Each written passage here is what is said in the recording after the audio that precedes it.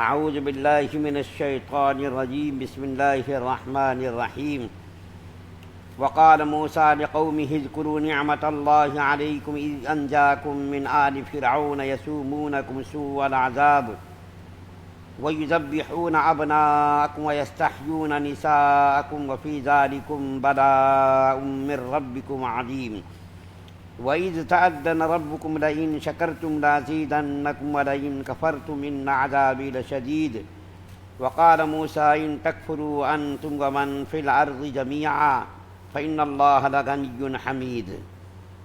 وہ وقت یاد کرو جب موسیٰ علیہ السلام نے اپنی قوم سے کہا تھا کہ اللہ تعالیٰ نے تم پر جو انعام کیا ہے اسے یاد رکھو کہ اس نے تمہیں فرعون کے لوگوں سے نجات دی جو تمہیں بدترین تکلیفیں پہنچاتے تھے اور تمہارے بیٹوں کو ذبح کر ڈالتے اور تمہاری عورتوں کو زندہ رکھتے تھے، اور ان تمام واقعات میں تمہارے پروردگار کی طرف سے تمہارا زبردست امتحان تھا۔ اور وہ وقت بھی جب تمہارے پروردگار نے اعلان فرما دیا تھا کہ اگر تم نے واقعی شکر ادا کیا تو میں تمہیں اور زیادہ دوں گا، اور اگر تم نے ناشکری کی تو یقین جانو میرا عذاب بڑا سخت ہے۔ اور موسیٰ علیہ السلام نے کہا تھا کہ اگر تم اور زمین پر بسنے والے تمام لوگ بھی ناشکری کریں تو اللہ تعالیٰ کا کوئی نقصان نہیں، کیونکہ اللہ تعالیٰ بے نیاز ہے، بذات خود قابل تعریف۔ سورہ ابراہیم کی آیت نمبر 6، 7، 8 آپ کے سامنے 3 آیتیں پڑھی گئی ہیں۔ اوپر کی آیت میں بھی حضرت موسیٰ علیہ السلام کا تذکرہ کیا گیا تھا، یعنی 5 نمبر کی آیت میں اللہ تعالیٰ نے حضرت موسیٰ علیہ السلام کو فرمایا تھا کہ تم اپنی قوم کے اندر جاؤ اور جا کر کے تاریکیوں سے، گمراہیوں سے، اندھیریوں سے اپنی قوم کو نکال کر کے روشنی کی طرف لاؤ۔ تو موسیٰ علیہ السلام نے اپنی قوم کو اللہ تعالیٰ کی نعمتوں کی یاد دہانی کرائی، اور آپ کو معلوم ہے کہ اللہ تعالیٰ نے جتنی نعمتیں بنی اسرائیل کے اوپر نازل فرمائی ہے اتنی نعمتیں کسی اور قوم پر نازل نہیں فرمائی۔ اتنی نعمتیں جس کو سورہ مائدہ کے اندر بیان کیا، قرآن کے ہر پارے کے اندر تقریباً اس بات کو بیان کیا کہ بنی اسرائیل کے اوپر اللہ تعالیٰ نے بارش کے قطروں سے بھی زیادہ نعمتیں عطا فرمائی، لیکن یہ بدبخت قوم، ناشکری قوم، جتنی اللہ کی نعمتیں نازل اللہ کی ہوئی ان کے اوپر اتنی ہی یہ ناشکری کرتی تھی۔ تو موسیٰ علیہ السلام نے اپنی قوم سے خطاب کر کے کہا کہ یاد کرو اللہ کی ان نعمتوں کو جو تمہارے اوپر اللہ نے نازل فرمائیں۔ پہلی آیت کریمہ میں اللہ تعالیٰ کی چند نعمتوں کا ذکر کیا ہے۔ حضرت موسیٰ علیہ السلام نے اپنی قوم سے جو خطاب کیا اس خطاب کے اندر چند نعمتوں کا ذکر کیا۔ سب سے پہلی نعمت تو یہ ذکر کی کہ میری قوم کے لوگوں، تم یاد کرو اللہ کی اس نعمت کو جو اللہ تعالیٰ نے تمہارے اوپر نازل فرمائی کہ جب تمہارے درمیان کوئی بچہ پیدا ہوتا تھا تو ان بچوں کو فرعون کے لوگ پکڑ کر کے قتل کر ڈالتے تھے۔ ہزاروں کی تعداد میں بنی اسرائیل کے بچوں کو قتل کر دیا فرعون نے۔ کیوں؟ کسی نجومی نے ان سے کہا تھا کہ ایک بچہ پیدا ہونے والا ہے جو تمہاری حکومت کے خاتمے کا اور زوال کا سبب بنے گا۔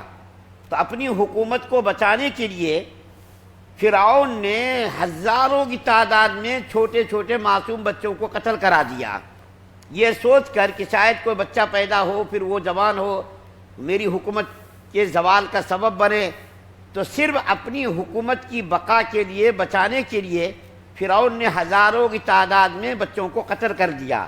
تو موسیٰ علیہ السلام اپنی قوم سے خطاب کر کے کہہ رہے ہیں کہ یاد کرو اللہ کی اس نعمت کو کہ اللہ تعالیٰ نے تمہارے پر کیسی نعمت نازل کی۔ فرعون تو یہ جرم کرتا تھا کہ تمہارے چھوٹے چھوٹے معصوم بچوں کو قتل کر ڈالتا تھا اور تمہاری بچیوں کو زندہ چھوڑ دیتا تھا۔ کیوں؟ اس لیے کہ اگر سب کو قتل کر ڈالتا فرعون اور فرعون کے لوگ تو پھر تمہاری نسلی ختم ہو جاتی، پھر اس کی نوکری چاکری کون کرتا؟ تو نوکری چاکری کرنے کے لیے، ان کے گھروں کے کام کرنے کے لیے فرعون نے یہ بندوبست کیا کہ بچوں کو تو قتل کرا دیا جائے، لڑکیوں کو، عورتوں کو چھوڑ دیا جائے تاکہ وہ ہمارے گھروں کا کام کریں اور اس کی نسل بھی ختم نہ ہو۔ اور یہ بہت بڑی بلا تھی۔ اللہ فرما رہے ہیں پہلی آیت کریمہ کے آخر میں وَفِي ذَلِكُمْ بَلَاءٌ مِّن رَّبِّكُمْ عَظِيمٌ، یہ بہت بڑا امتحان تھا اللہ کی طرف سے، بہت بڑی آزمائش تھی تمہاری کہ تمہارے بچوں کے ساتھ فرعون کا یہ ظلم و تشدد تھا، اور اللہ تعالیٰ نے تم کو امتحان کے اندر ڈالا تھا، لیکن اس امتحان سے تم کو اللہ تعالیٰ نے نکالا۔ کس طرح نکالا؟ کہ موسیٰ علیہ السلام کو تمہارے اندر بھیجا، اور بھیج کر کے اللہ تعالیٰ نے تم لوگوں کو تو نجات دی، اور فرعون کو سمندر کے اندر غرق کر دیا۔ یہ اللہ تعالیٰ کی کتنی بڑی نعمت تھی، اتنی بڑی آزمائش سے اللہ تعالیٰ نے تم کو نجات دی۔ اس کے بعد دوسری آیت کریمہ میں موسیٰ علیہ السلام اپنی قوم سے فرما رہے ہیں کہ اللہ تعالیٰ نے تمہارے اوپر جتنی نعمتیں نازل کی ہیں ان نعمتوں پر تم شکر ادا کرو، اللہ تمہاری نعمتوں کو بڑھائے گا، اور اگر تم نے ناشکری کی تو اللہ فرما رہے ہیں ان عذابی لشدید، میرا عذاب سخت ہوگا۔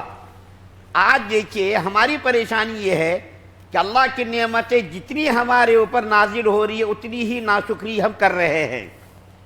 ایک زمانے میں مولانا ذوالفقار صاحب جی مزدو کہتے ہیں کہ پہلے زمانے میں بادشاہوں کو بھی اتنی سہولیات نہیں تھی۔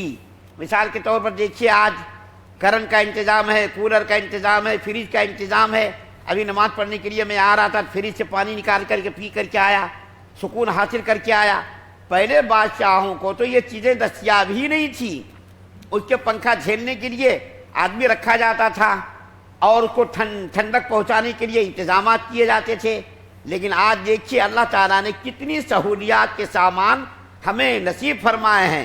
گھروں کے اندر کولر ہے، فریج ہے، اور جو اے سی ہے، مسجدوں کے اندر بھی کولر، اے سی اور ہر قسم کی سہولیات ہے۔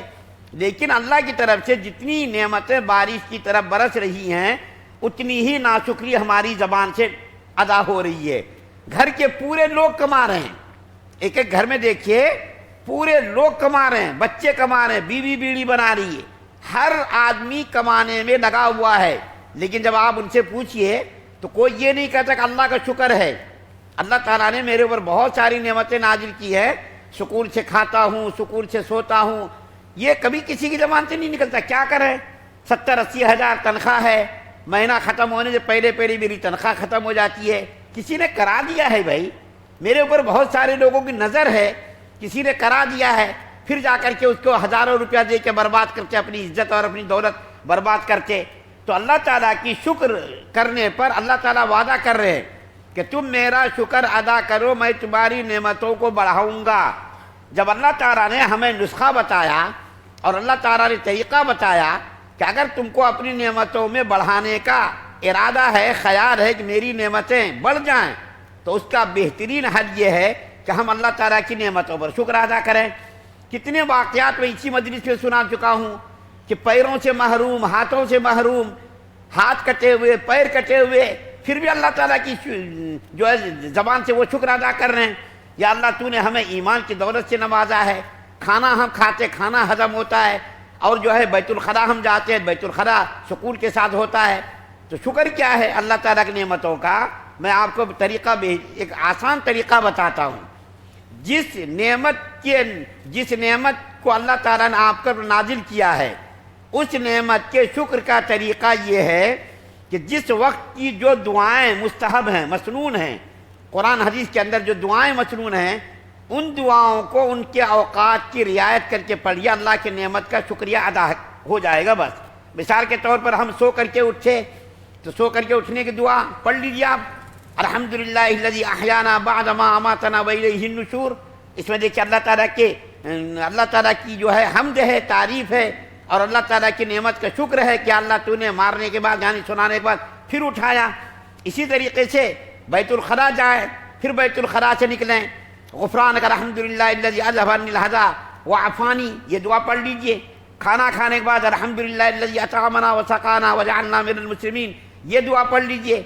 جو نعمتیں اللہ کی طرف سے ہمارے اوپر نازل ہو رہی ہے، اور جو ہم اللہ تعالیٰ کی چیزوں کا استعمال کر رہے ہیں، ان چیزوں کے استعمال کے بعد جو مسنون دعائیں قرآن حدیث کے اندر ہیں، ان دعاؤں کو ان کے اوقات کی رعایت کرتے ہوئے پڑھ لیجئے، اللہ تعالیٰ کی تمام نعمتوں کا شکر ادا ہو جائے گا۔ اور یہ دعائیں کتنی ہیں؟ زیادہ سے زیادہ مشکل سے 25 دعائیں ہوں گی۔ اگر ایک دعا کو ہفتے میں اگر یاد کر لے آدمی اور ذہن کے اندر خیال ہو کہ میں ان دعاؤں کو یاد کروں گا، پڑھوں گا، فضیلت حاصل کروں گا، اللہ تعالیٰ کی نعمتوں کو شکر ادا کرنے کے لیے یہ دعا یاد کرے، ہفتے میں ایک دعا یاد کرے، ہفتے میں بس، ہفتے میں، مہینے میں، تو یہ 25 دعائیں 25 مہینوں میں یاد ہو جائیں گی۔ اور جب سونے لگے سونے کی دعا، اٹھنے لگے اٹھنے کی دعا، کھانے لگے کھانے کی دعا، کھانے کے بعد کی دعا، مسجد میں آئے مسجد کی میں داخل ہونے کی دعا، نکلنے کی دعا، ان دعاؤں کو یاد کرنے اور ان کے اوقات کی رعایت کرتے ہوئے ان دعاؤں کو پڑھنے کا اس کا اہتمام کریں۔ اس کے بعد دیکھیے اللہ تعالیٰ نے جتنی نعمتیں نازل کی ہیں ان نعمتوں کو ان کے محل پر استعمال کرنا، غیر محل میں استعمال کرنا یہ ناشکری ہے، محل میں استعمال کرنا یہ شکر ہے۔ مثال کے طور پر آنکھوں کا استعمال غلط جگہ پر نہ کرنا یہ آنکھوں کا شکر ہے، غلط جگہ پر غیر محرم عورتوں پر نظر نہ ڈالنا یہ کیا ہے؟ یہ آنکھوں کا شکر ہے۔ ہاتھ کو غلط جگہ پر استعمال نہ کرنا یہ ہاتھ کا شکر ہے۔ پیروں کو غلط جگہ پر استعمال نہ کرنا یہ پیروں کا شکر ہے۔ دل کے اندر برے خیالات نہ لانا یہ دل کا شکر ہے۔ اللہ تعالیٰ نے جتنی نعمتیں عطا فرمائی ہے، آنکھ، کان، ناک، ہاتھ، پیر، دل و دماغ، ان چیزوں کا استعمال ان کے محل پر کیا جائے۔ دولت کا استعمال، اللہ تعالیٰ نے دولت دی ہے، دولت کو اس کے محل پر استعمال کیجئے، غلط جگہ پر استعمال مت کیجئے، یہ دولت کا شکر ہے۔ تو آئیے دیکھیں کتنا آسان طریقہ شریعت نے بتایا ہے کہ دولت کو، چیزوں کو ان کے محل پر استعمال کیا جائے، یہی ان چیزوں کا شکر ہے۔ اور میں اس سے پہلے اسی مجلس میں بتا چکا ہوں، مولانا تقی صاحب عثمانی یزید احمد ظہور کا وہ واقعہ کہ ان کے خاندان کے بڑے بزرگ تھے جو رات کو سوتے تھے، تو سوتے وقت وہ اللہم لک الحمد و لک الشکر، اللہم لک الحمد و لک الشکر یہ پڑھتے تھے۔ تو ان کے نواسوں نے، جو ان کے گھر کے بچے تھے، انہوں نے پوچھا کہ نانا یا دادا یہ آپ سوتے وقت کیا پڑھتے رہتے ہیں ہر وقت؟ تو انہوں نے کہا صبح سے لے کر سونے تک اللہ تعالیٰ نے کتنی نعمتیں ہمارے اوپر نازل کی ہیں، ان نعمتوں کا شکر ادا نہیں کر سکتا، بس میں صبح سے لے کر شام تک سونے تک اللہ تعالیٰ کی نعمتوں کو یاد کرتا ہوں، اور ان نعمتوں کو یاد کر کے میں یہ دعا پڑھتا ہوں اللہم لک الحمد و لک الشکر، اے اللہ تیرے لیے ہی حمد ہے اور تیرا ہی شکر ہے۔ یاد کرتے تھے اور یہ پڑھتے تھے، یاد کرتے تھے اور یہ پڑھتے تھے۔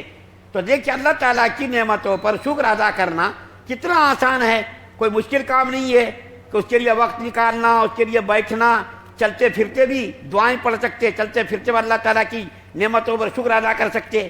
چلتے ہوئے کسی نے گاڑی پر بٹھا دیا، اللہ تعالیٰ شکر ہے کہ ہم چلنے پھرنے سے جو ہے بچ گئے، اور جو ہے چلنے پھرنے میں جو تکلیف ہوتی تھی ان تکالیف سے میں بچ گیا، بس اسٹینڈ گئے، بس مل گئی ٹائم پر، اللہ کا شکر، یا اللہ تیرا شکر ہے کہ تو نے جو ہے گاڑی بھیج دی، منزل پر وقت پر پہنچ گئے، یا اللہ تیرا شکر ہے، بس میں بیٹھے سیٹ مل گئی، یا اللہ تیرا شکر ہے، گھر پہنچ گئے، گھر میں دیکھا بیوی کو، بچوں کو، سب کو آرام سے ہے، راحت سے ہے، اللہ تیرا شکر ہے۔ اللہ تعالیٰ کی نعمتوں پر شکر ادا کرنا کتنا آسان ہے۔ تو اللہ تعالیٰ فرما رہے ہیں تم میری نعمتوں پر شکر ادا کرو، میں تمہاری نعمتوں کو بڑھاؤں گا، اور اگر تم نے میری نعمتوں پر شکر ادا نہیں کیا تو میرا عذاب شدید ہے، میرے عذاب کے اندر تم مبتلا کیے جاؤ گے۔ کیا مطلب؟ تمہاری نعمتوں میں کمی واقع ہو جائے گی۔ آج مالوں کی فراوانی ہے، دولت کی فراوانی ہے، عیش و آرام کے انتظامات ہیں، لیکن ہمارے اندر سکون نہیں ہے، راحت نہیں ہے۔ کیوں؟ اللہ تعالیٰ کی نعمت کا شکریہ ادا نہیں کرتے ہم، اللہ تعالیٰ کی نعمتوں کا احساس ہی نہیں ہوتا کہ پانی پی رہے اللہ تعالیٰ کا کتنا بڑا شکر ہے، کھانا کھا رہے اللہ تعالیٰ کا کتنا بڑا شکر ہے، وقت پر نیند آ رہی ہے اللہ تعالیٰ کا کتنا بڑا شکر ہے۔ ابھی چند دنوں پہلے مجھ کو 15 دنوں تک نیند نہیں آئی، رات بھر میں جاگ جاگ کر کے رات پوری گزارتا تھا، 15 دنوں تک مجھ کو نیند نہیں آئی، بدن کھجلاتا تھا، کھجلی کی بیماری تھی، رات بھر نیند نہیں آتی تھی۔